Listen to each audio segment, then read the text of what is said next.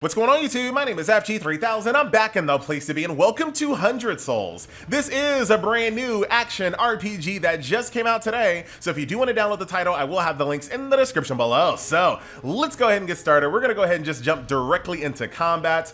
For the sake of this video, I am playing this game on LD player and I'm using an Xbox controller. I know a lot of people kind of mentioned that they wanted me to make note of that in my video, so I'm going to try.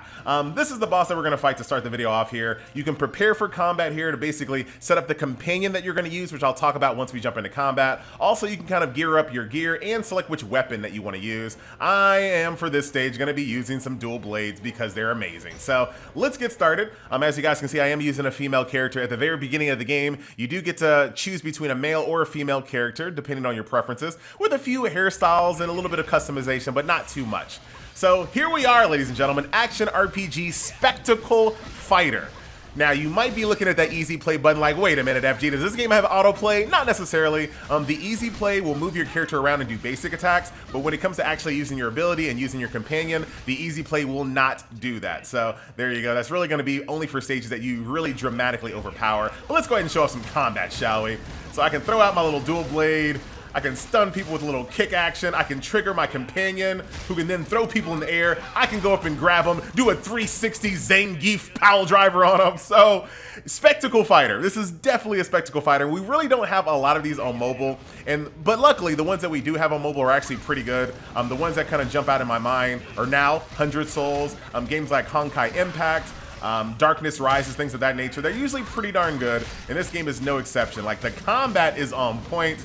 I've been enjoying it. I will say, even though they nail combat and they nail the feeling of it, the spectacle fighterness of it, it's all spectacular, if you will. I wish the graphics were I wish the graphics were a little bit more colorful. This definitely reminds me of like an early PlayStation 3 era game where all of the games really only had like a very limited color palette. Like, everything just looks very dull. So that kind of takes me away from it a little bit, but the combat does try its best to make up for that in spite of that. So let's kind of go through a few more stages here, and I want to show off some different weapons because, like I said, what you bring into combat really dictates how you and your companion interact. So with these dual blades, my companion can basically do a 360 ground pound, which throws them up in the air. I can grab people in the air to do damage. I can also kick them while they're stunned. If I switch weapons here, check this out. If I go to my big old mallet here, my combo is basically a shield breaker. So there are certain enemies in the game that have like shields or some types of like shell covering, if you will, that you need to break through. This is going to be a weapon that's a little bit more equipped to handle that. You can also, let's say you don't want to switch your weapon to a mallet, you can use the companion like the one I'm using here. He can also kind of do that for you, but as you guys can see, his cooldown takes a little time to build up, and there you go. But as you guys can see, I don't have a combo to combo when he throws people in the air, but I do have spin to win just like him. So we can really get a group of enemies like this, for example, kind of round them up, and then just start spinning to win, spinning to win. Very, very nice there. And he can also spin to win as well. So a lot of AoE powers when it comes to using this combo together. And there are a lot of companions. The companions you can think about in a kind of like a quasi hero collector fashion. You can collect a bunch of them via the gacha. We are going to be doing some summons in this video to see if we can get some other companions. I do have a companion that the game gives you for free. It's a female archer, a female elf archer wearing a green outfit. Revolutionary, I tell you, but I'll let the game slide because the combat is this much fun. Especially if you're going to be playing on an Xbox controller, it just works flawlessly. Once you get your keybind set up, everything just works fantastically. Get stunned. You can also kind of dash around if you want to kind of avoid combat, but right now I'm not really fighting any bosses. We will in this video, not to worry, but for just regular trash mobs, it's just fun. Group them up in a big old circle, DPS them down, AoE them down, 360 Zangief, Pal Driver, do all the things. But let's switch weapons. Let's do another weapon here. So I showed you the dual blades, just showed you the mallet there. We're gonna go to this guy. I think this guy, no, I do know this. This is one of the shield guys there. He's not new. So let's go to this one over here. We'll switch it up one more time. We'll go for our single, so weak. I haven't been powering up the sword. All right, well, we'll figure it out. So single-handed long sword, basically. But like I said, I do want to give you guys a nice little preview of all the action here. And this is also going to give you an idea of the stages as well. Like, this is actually pretty cool. Like, I really, and I know I'm on a desert stage, but all of the stages really kind of lacked any kind of color, unfortunately. There we go. I can grab them. Look at that. Grab them on the tip of my sword. I can also kind of combo that together. So I can grab them once, slam them, grab them again, slam them again if they're alive. Most likely they're not.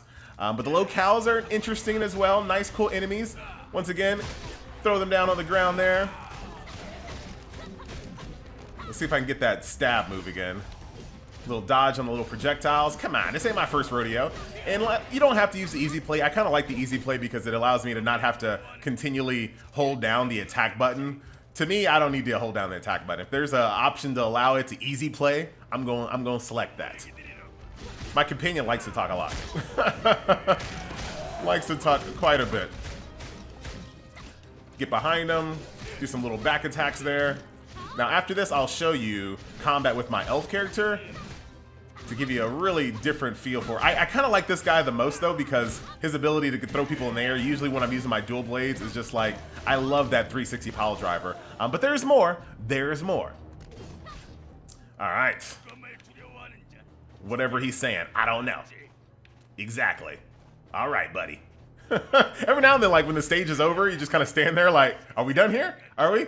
No? Are we still got this? All right, whatever. Oh, just leveled up. Level 15.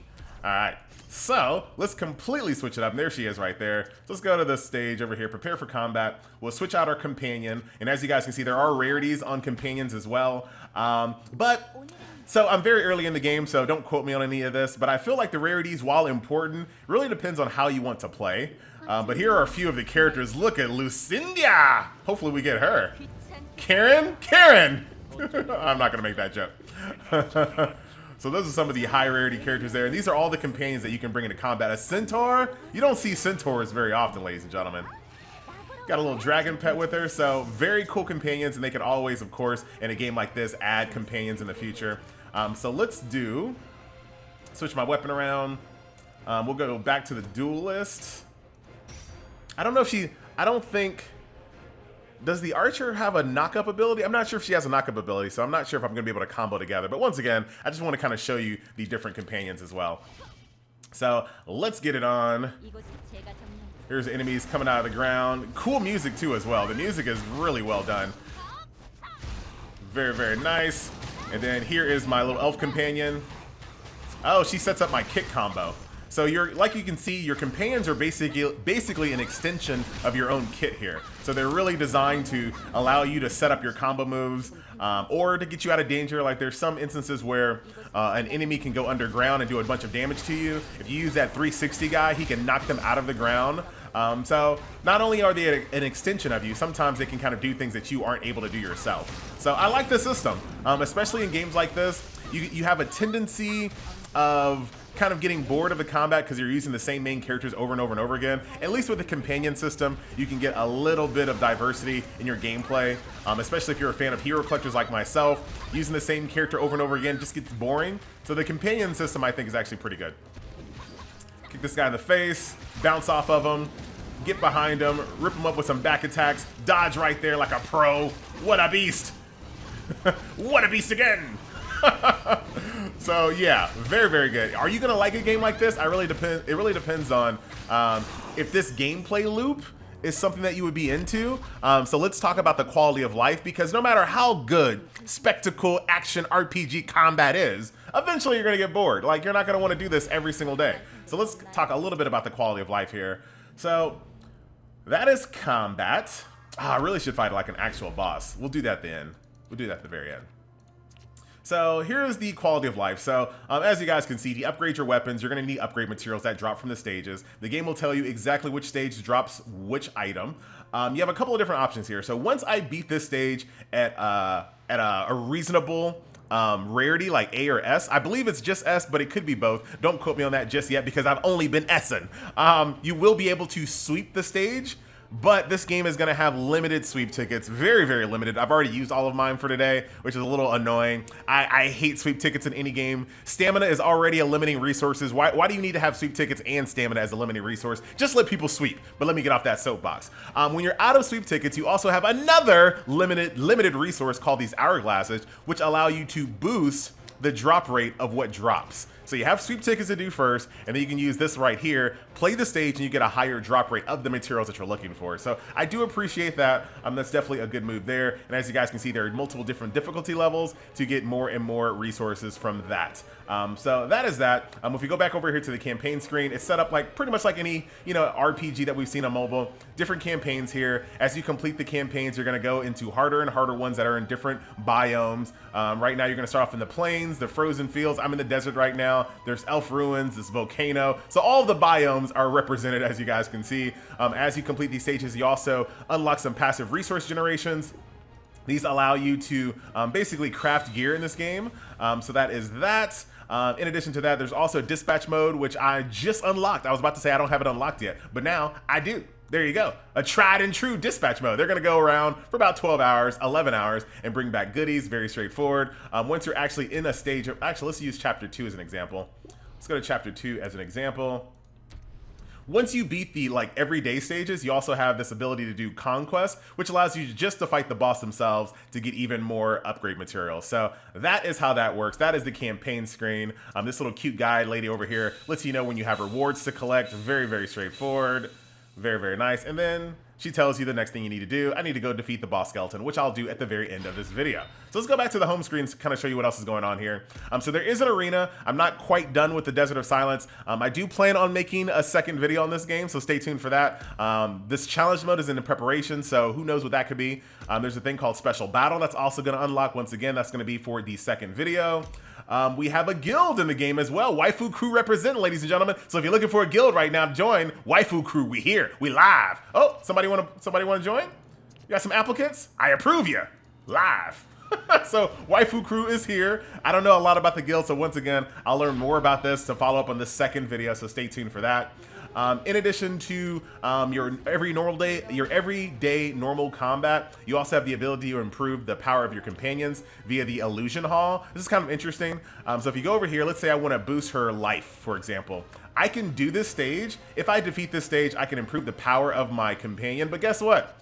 In this instance, oh no, I didn't want to jump in. No, I'm not strong enough. I'm going to immediately just leave. This sucks. I'm just going to leave. But this allows you to increase the power of your companions here. So there you go. But this is going to be too hard for me right now. So let me get out of here. Let me get out. There you go. But that allows you to basically, if you can defeat that stage, you can actually increase the power of your companions. And all the companions have those specialty stages, as you guys can see. So that is that. So that's kind of a nice little overview of everything here. There's also like a rune system, which is very straightforward. As you guys can see, as you get upgrade materials, you can increase some of your runes and some of your critical chance attack, things of that nature. More to come on that. We talked about all the different gameplay modes. Friend, there's events going on right now because the game just launched. Pretty straightforward. Emissions. The Pandora is basically the crafting system. When you craft something, it goes on, like it takes like, I'm just gonna make up a time period. It takes like 3 hours to craft a piece of gear. So these give you multiple different nodes to craft. As you guys can see, you only have 2 that you can craft at the same time, and I assume that more nodes are gonna unlock in the future. That way you can craft multiple things simultaneously. That way the timer is all ticking down. So that is that. Let's go over to the cash shop. Now, I don't think what I'm about to do is a good idea, but wait, I don't even have enough to do it. I'll just use my tickets instead. So there's 2 different summons. There's a normal summon. This gives you various rewards beneficial for upgrading companions. And then there's a special summon. This is to summon special companions or receive items for upgrading companions. This one's 3,000 for a 10 pull. This is 1,200 for a 10 pull. So I don't really know. We're going to go ahead and stick with the ticket summons here just so I can show you what the animation looks like. But I do plan on making a second video here. So I got 1 sweep ticket out of a gacha. Come on, game. You could at least make this like 11. Like 1 sweep ticket? I got a skill point here, some shards. You can get these via just playing the game as well and doing achievements.